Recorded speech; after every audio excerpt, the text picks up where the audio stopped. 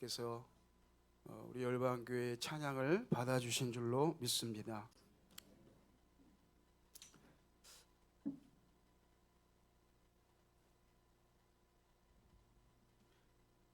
오늘 어버이 주일은 주의 손바닥에 새겨진 사랑, 믿음의 부모를 향한 약속이라는 제목으로 하나님 말씀 전합니다. 여러분, 진짜 외로운 건 혼자 밥을 먹을 때가 아닙니다.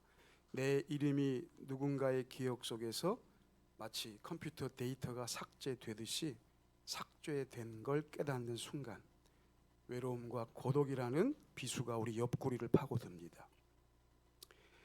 어버이날 같은 경우에는 자녀들의 기억 속에서조차 조금씩 잊혀져 가는 것은 아닌가라는 그런 외로움과 고독감이 생길 때도 있습니다. 특별히 저같이 애들이 외국에 있으면 시차가 안 맞으니까 어버이 주일인데도, 어버이날인데도 뭐 아무 멘트가 없어요. 한참 지나서 뭐 오고 그러거든요. 그래서 요즘에는 자녀들의 기억력을 좋게 하는 비법이 있다 합니다. 여러분 잘 들으세요. 입은 닫고 지갑을 열라. 그래야 자녀들의 기억력이 좋아진다. 할부 많이 하시죠? 여러분의 상속도 절대 일시불로 주지 말고 할부로 줘라. 한 번 해주면 잊혀지지만 조금씩 주면 정기 구독처럼 매달 찾아온답니다. 요즘 효도 백신이 나왔답니다. 효도 백신. 상속세 상담 서류를 이렇게 하나 봉투에 넣어가지고 아이들 집에 책상 위나 식탁 위에 툭 던져놓고 그냥 잊어버린 척하고 오는 겁니다. 그러면 그때부터 부모님 생신은 물론이고 결혼 기념일까지 정확하게 기억해 낸다고 합니다. 여러분, 왜 이런 이야기가 유행일까요? 자녀들에게 잊혀지는 것이 두렵습니다. 가까운 사람들에게 잊혀지는 것이 무섭습니다. 그래서 몸부림치는 것 아닐까요? 시편 102편 6절 이하에는 이런 말씀이 있어요. 나는 광야의 올빼미 같고 황폐한 곳에 부엉이 같이 되었사오며 내가 밤을 새우니 지붕 위에 외로운 참새 같으니이다. 여러분, 지붕 위에 외로운 참새. 요새는 아파트이기 때문에 지붕이 잘 없어서 안 보일 때도 있지만, 현대인들이 정도의 차이는 있지만 지붕에 홀로 남은 외로운 참새 같은 모습이 우리 모두에게 있습니다. 사람들에게 잊혀지고 가족에게 잊혀지고 자녀들에게 잊혀지고 심지어 부모에게조차 잊혀지는 것이 아닌가라는 두려움입니다. 더 나아가 하나님도 나를 잊으신 것은 아닌가.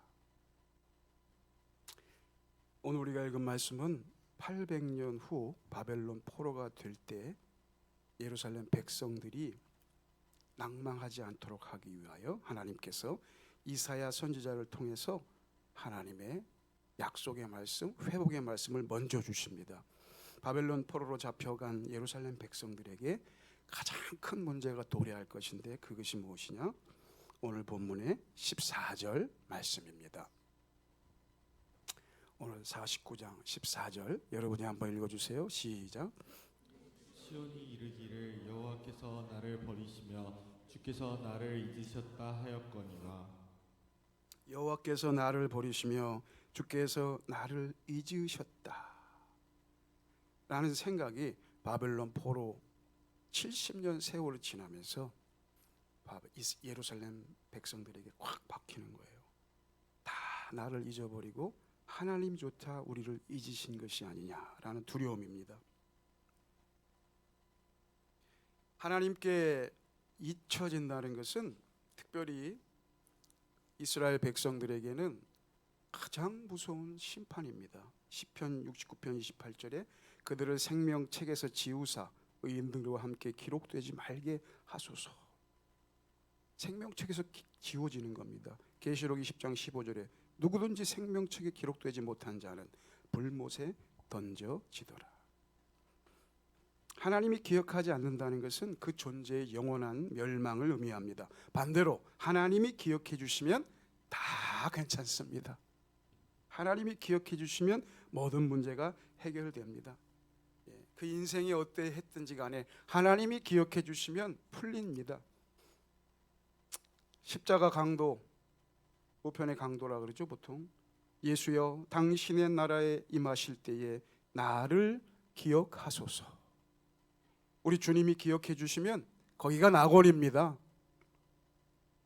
십자가 위의 강도의 강구처럼 하나님의 기억 속에 머무는 것은 구원이요 영생이요 낙원입니다. 세상이 우리를 잊어도 하나님이 기억하시면 여러분 승리한 인생입니다. 바벨론 포로 70년 세월 지독히도 고독한 인생이 되어버린 예루살렘 백성들에게 주님이 말씀하십니다. 내가 너를 잊지 않고 기억한다. 이렇게 말씀하시는 거예요. 여러분 그렇다고 하면 우리를 잊지 않으시는 주님의 기억력은 구체적으로 어떤 기억력일까요? 첫째, 모성애보다도 더 지독한 기억력입니다. 여러분 오늘 보면 15절 말씀 여러분이 한번 읽어주세요. 15절입니다. 시작. 이어 그 젖을 먹는 자식을 잊겠으며 잉태에서 난 아들을 긍휼히 여기지 않겠느냐. 그들을 혹시 잊을지라도 나는 너를 잊지 아니할 것이라. 아멘. 여인이 어찌 그 젖 먹는 자식을 잊겠느냐. 그들은 혹시 잊을지라도 나는 너를 잊지 아니할 것이다. 주님이 말씀하십니다. 성도 여러분, 자녀들 키워보셨잖아요. 아시잖아요. 아이가 갓 태어나 품에 안겼을 때 그 아이의 숨소리 하나에 온 신경이 곤두섰던 그 밤, 어찌 어미가 젖 먹이는 아이를 잊어버리겠느냐. 세상에 다 잊어도 엄마는 안 잊어버려요. 아빠는 혹시 잊어버리는데 엄마는 안 잊어버려요. 그게 모성애죠. 그런데 하나님은 한 걸음 더 나아갔습니다. 그들은 혹시 잊을지라도 나는 너를 잊지 아니할 것이라. 이 말씀은 충격 그 자체입니다. 인간의 가장 숭고한 사랑인 모성애조차 때로는 환경에 굴복하기도 하고 한계에 부딪힐 때가 있습니다. 아마도 바벨론 포로 생활하는 가운데 그런 일들이 혹시라도 있었을 가능성이 있습니다. 그러나 하나님의 사랑은 그 모성애의 한계마저도 뛰어넘는 아주 지독한 사랑입니다.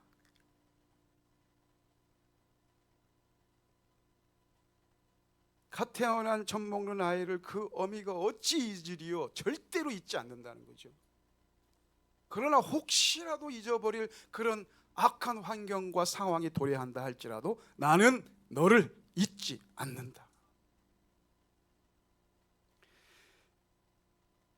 여러분, 우리의 실수로 자녀의 앞길이 망치는 것 아닌가라는 그런 두려움이 생길 때가 있어요.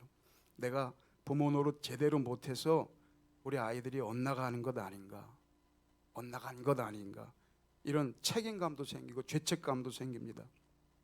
여러분 기억하십시오. 여러분의 사랑이 바닥난 그 자리에서도 하나님은 우리의 자녀들을 포기하지 않으십니다. 우리는 잊어버릴지 몰라도 하나님은 절대로 잊지 않으십니다.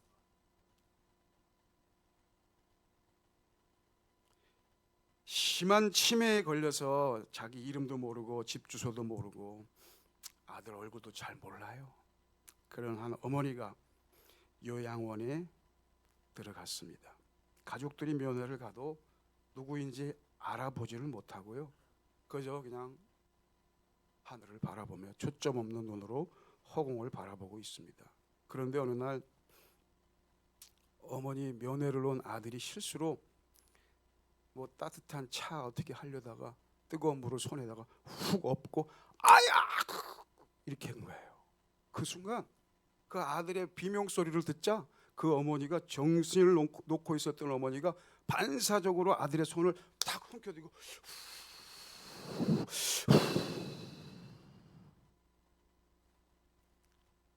불어주었다고 합니다.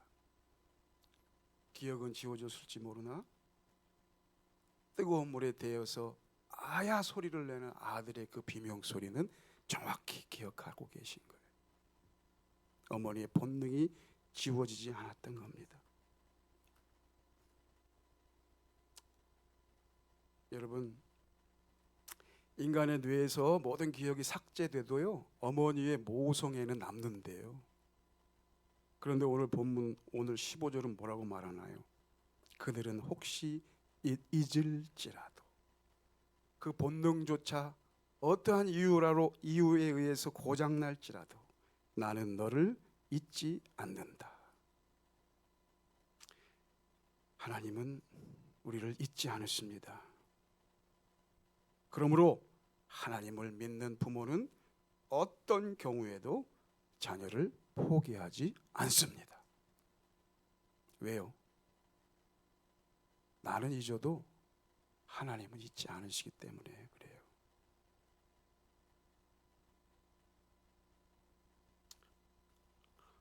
이 예화를 할까 말까 하다가 원고에는 안 썼는데 성령의 감동으로 합니다. 제가 부목사로 김해에서 목회를 할 때 우리 교구에 어떤 집사님이 계셨습니다. 비즈니스 하는 집사님입니다. 김해 내외동 아파트 단지에 가게도 있고 사무실도 있습니다. 근데 이분이 어느 순간에는 기억력을 상실합니다. 어느 순간이냐면 당신의 아들이 장애가 있는데 문외아입니다. 문외아. 뇌가 없습니다. 그래서 어느 날은 우리 교구 또 담당 저와 함께 사역하는 여전도사님이 목사님 신방 갈 때가 있습니다. 그래가지고 신방을 갔는데 그 김해 시내에서 차 타고 한 40-50분 가면 주촌이라는 동네가 있어. 지금은 거기가 좋아졌지만 옛날엔 진짜 촌이었습니다. 거기 시골집에 갔더니 장애아가 이렇게 딱 누워 있는데 누워서 먹는 거 외에는 아무것도 못 하는 거예요. 온몸이 꼭 꼬여들고. 그 우리 전도사님이 그러는데 장애 등급이 나오지 않을 정도로 가진 최상위 장애. 뇌가 없으니까 뇌가 숨 쉬는 이 손에만 있고 이 정상적인 뇌가 없는 거예요.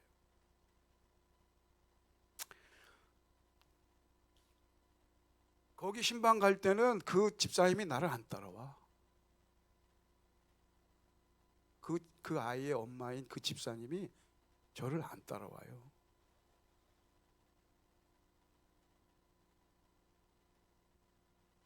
그래서 내가 목사가 여기 신방 가면 엄마가 따라와야 되는 거 아닙니까? 우리 전도사님, 목사님, 우리 집사님이 기억력이 너무 좋은데 아들 이야기할 때, 아들과 관련된 거 할 때는 기억이 없어져요. 너무 고통스러우니까 그 기억이 그 순간 그게 딱 없어지는 거예요. 그런데 신기합니다. 제가 그 집에 그 아들 문외아, 그 장애아 아들 신방 갔다 오면 그 집사님이 바리바리 싸갖고 옵니다. 집사님 이거 뭐예요? 아유 목사님 수고하셨어요. 뭘 수고했는데요? 말을 안 해. 목사님 이거 드세요. 목사님 뭐 하세요. 아는 거예요? 모르는 거예요? 아는 거예요? 모르는 거예요? 저는 아직도 모르겠어요. 혹시라도 엄마가 그 상황이 너무 고통스러워서 그것을 어떤 심리학적 이유나 정신분석학적 이유에 의해서 잊어버린다 할지라도 하나님은 너를 잊어버리지 않는다는 거예요. 근데 그분 보니까 그래요. 정말 분명히 잊어버렸는데 또 어느 순간에는 생각이 나는 거예요. 자기 아들을 신방 가준 목사를 향한 이 이성적인 말로는 설명할 수 없는데 뭘 아는 거예요.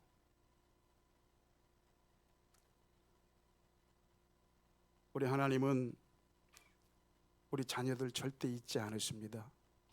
여러분 그러므로 포기하지 마세요. 우리를 잊지 않으시는 주님의 기억력은 어미의 기억력보다 더 지독한 사랑입니다. 두 번째는 손바닥에 새겨놓은 지워지지 않는 기억력입니다. 16절 말씀 여러분이 한번 읽어주세요. 16절입니다. 시작. 그를 손바닥에 새겼고 너의 성벽이 항상 내 앞에 있나니. 아멘. 내가 너를 손바닥에 새겼다. 새겼다는 말은 무슨 볼펜으로 썼다는 말이 아닙니다. 도구를 써서 각인해서 팠다는 뜻입니다. 마치 정을 대고 망치로 쾅쾅쾅쾅 쳐서 새기는 것 같습니다. 그래서 제가 영어 제목에는 inscribe라는 단어를 썼습니다.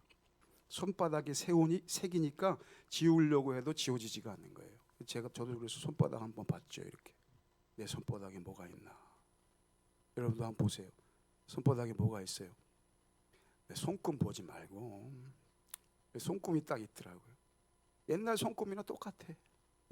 젊었을 때, 어렸을 때 손금이나 똑같아요.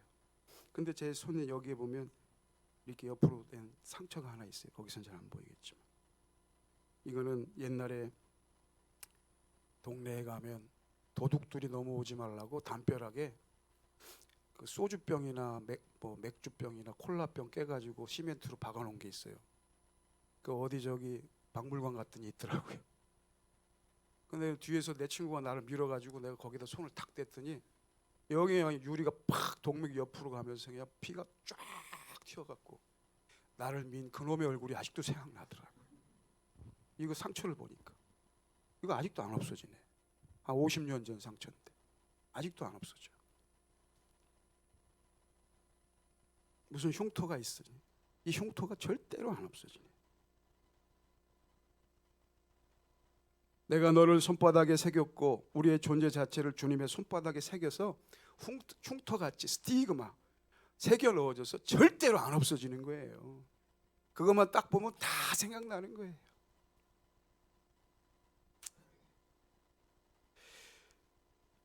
그러면서 이 말씀을 보면서 이런 생각을 해봅니다. 우리 주님의 손금은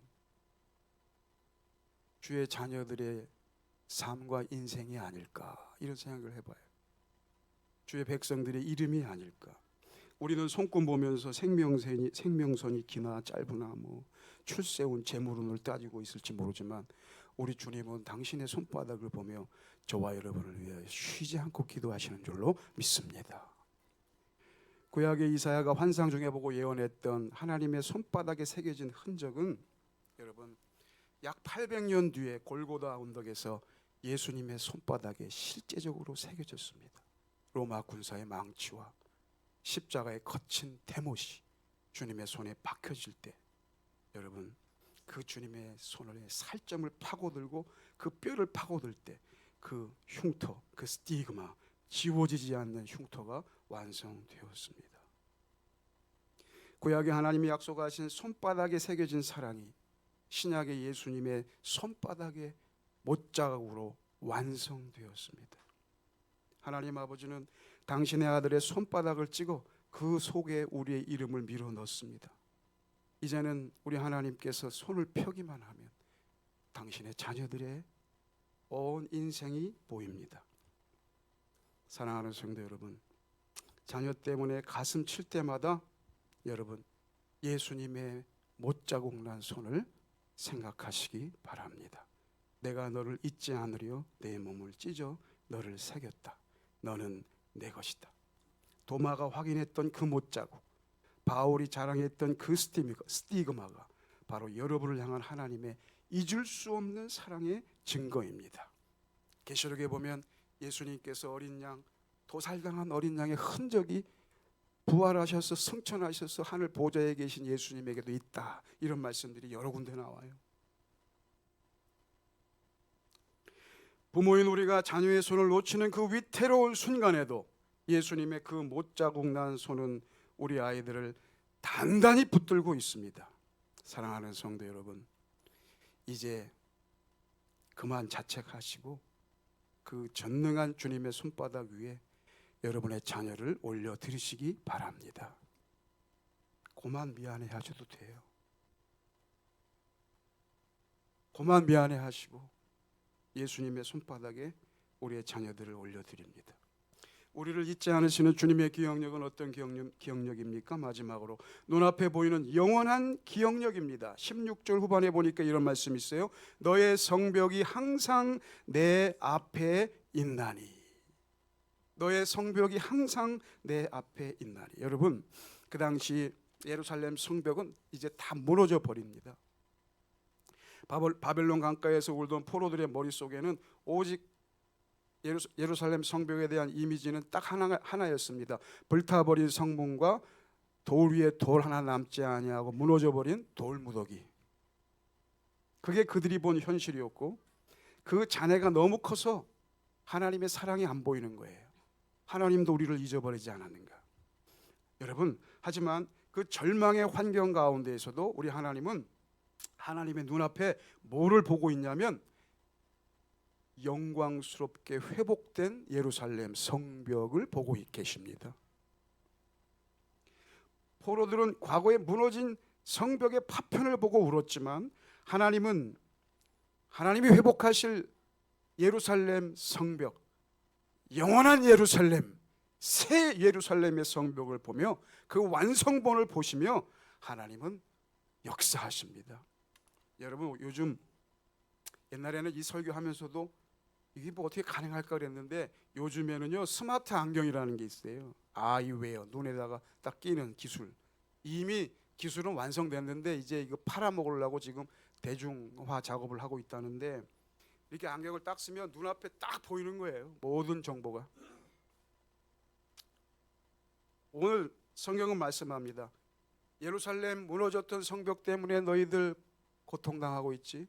내 눈앞에는 예루살렘 성벽의 회복된 성벽의 아름다운 모습이 내 눈앞에 항상 있도다.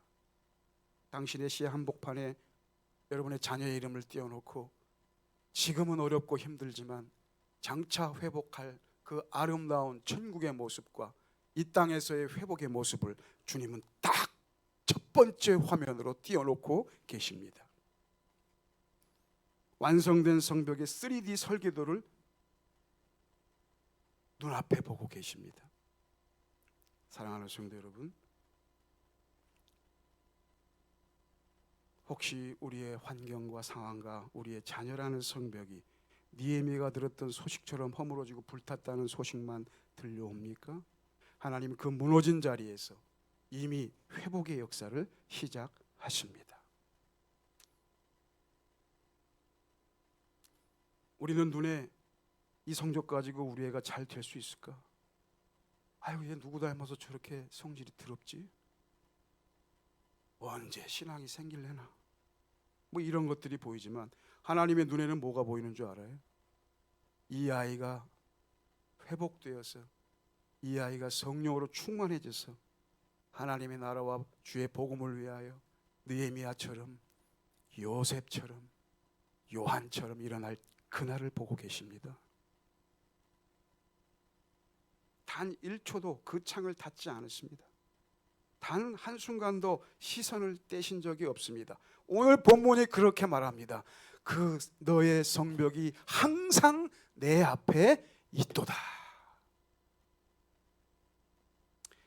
사랑하는 성도 여러분, 하나님의 시선이 머무는 한 그 성벽은 반드시 다시 회복될 줄로 믿습니다. 17절 말씀, 오늘 본문의 17절 말씀, 49장 17절 다 같이 읽습니다. 시작.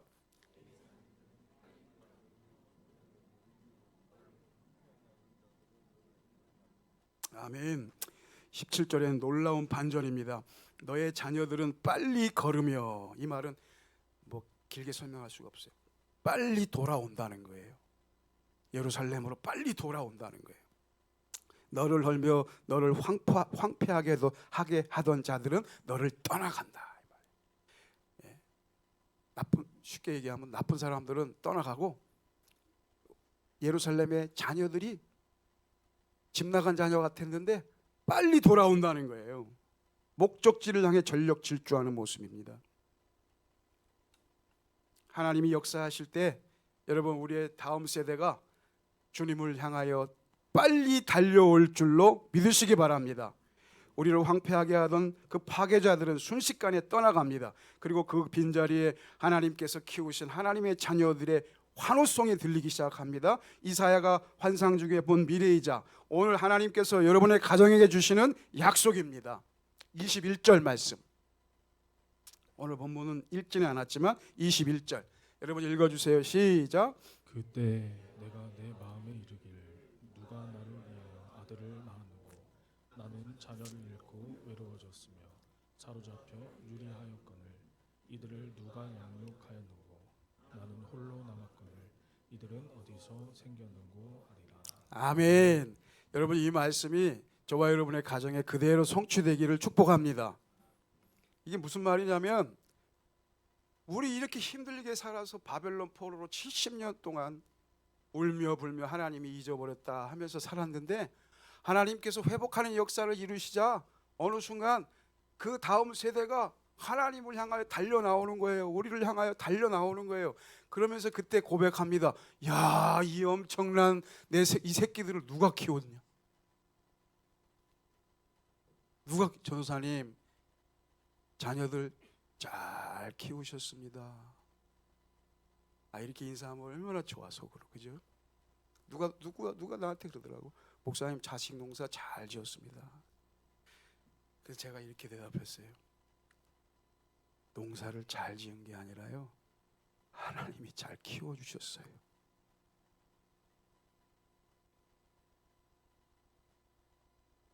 물도 주고 뭐 비료도 주고 하지만 하나님이 안 키워주면 돼요 안 돼요? 성령님이 안 하시면 돼요 안 돼요? 안 돼요. 그러므로 우리는 이렇게 고백합니다. 아이들 잘 키우셨네요. 아니요. 주님이 잘 키워주셨습니다. 아니요, 나는 부족하지만 은혜로 컸습니다. 여러분 믿으십니까? 예. 얘네들 주님이 잘 키워주실 거예요, 집사님. 예. 믿음으로 키우세요. 잘 키워주신다고. 내가 부족해도, 나는 혹시 잊어버려도 하나님은 이 아이들을 잊지 않으시고 손바닥에 새기시고 눈앞에 두시면서 영광된 하나님의 예루살렘 성벽으로 세워주실 겁니다. 주의 손바닥에 새겨진 어떤 것으로도 지울 수 없는 주님의 영원한 사랑을 믿는 저와 여러분 되시기를 바랍니다. 그 손을 의지하며 여러분의 자녀들을 주님의 손바닥에 올려드리시기 바랍니다. 여러분 이 시간 이제 찬양하면서 우리 세족식을 준비하도록 하겠습니다. 하나님은 너를 만드신 분